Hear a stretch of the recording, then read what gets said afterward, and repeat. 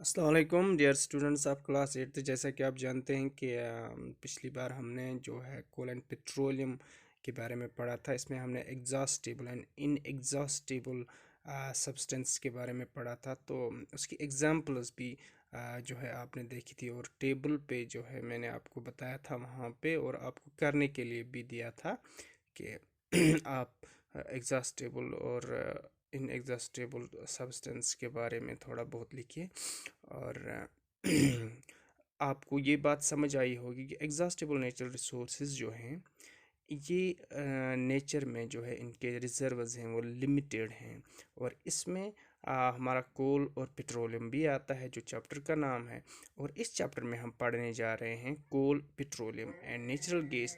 और ये तीनों जो हैं ये जो है एग्जॉस्टेबल नेचुरल रिसोर्सेज हैं, और इनको ये बनते हैं फॉसिल्स से, जो डेड रेमेन्स ऑफ लिविंग ऑर्गेनिज्म वहाँ से बनते हैं, और इसलिए इनको फॉसिल फ्यूल्स भी कहा जाता है।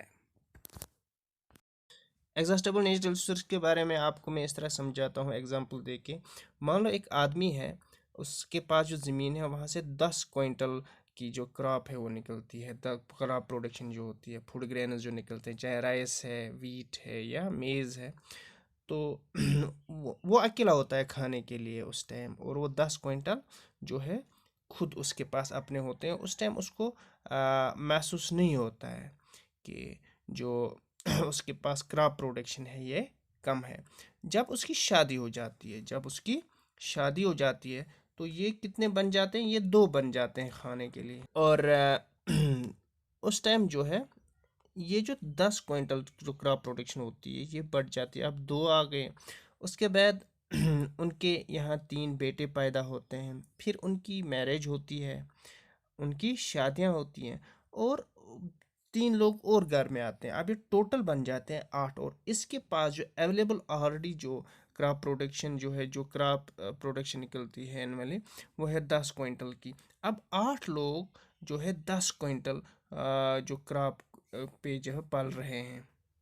तो पहला जो आदमी था वो अकेला खाता था ये सब, जो 10 क्विंटल उसके पास काफ़ी इसमें से बच भी जाता था, और वो जो था उसको महसूस नहीं होती थी इसकी कमी। फिर जब ये बन गए शादी के बाद, तो थोड़ा बहुत जो है ज़्यादा इस्तेमाल होने लगा। फिर भी उतनी ज़्यादा जो है कमी महसूस नहीं होने लगी क्रॉप की, जो फूड ग्रेन्स की।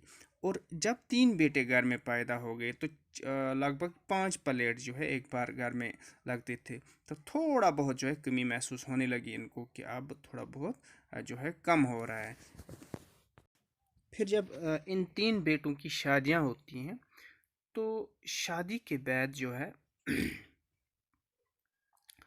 3 लोग और घर में आते हैं, और ये टोटल बन जाते हैं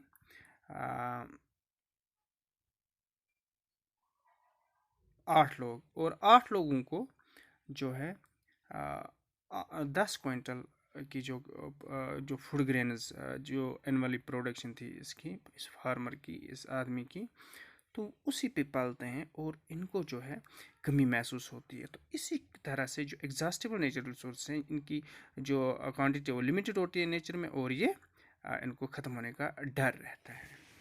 अब हम जो ये एग्जॉस्टेबल नेचुरल रिसोर्सेज है, कोल, पेट्रोलियम और नेचुरल गैस, इसमें सबसे पहले कोल का देखते हैं। कोल क्या होता है? कोल आपको स्क्रीन पे नज़र आता है, एक ब्लैक कलर का सब्सटेंस है जो निकाला जाता है बीनीथ द सरफेस ऑफ अर्थ।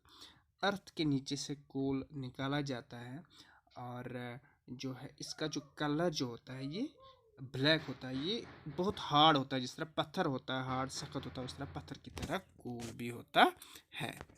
अगर आप अपनी बुक का पेज नंबर 15 निकालेंगे, वहाँ पे आपको जो देखने को मिलेगा कोल जो है, और इसकी जो डिफिनेशन है, it is a hard substance and is black in colour, ये हो गई इसकी डिफिनेशन।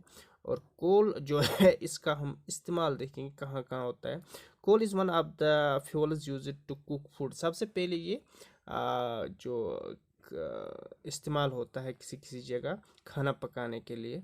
और पहले ज़माने में रेलवे इंजन्स को जो है स्टीम प्रोड्यूस करने के लिए जो इस्तेमाल किया जाता है। उस स्टीम पे जो है फिर इंजन चालू होता था, और उस इंजन पे जो ट्रेन है वो जो है स्टार्ट होती थी और जो है चलती थी।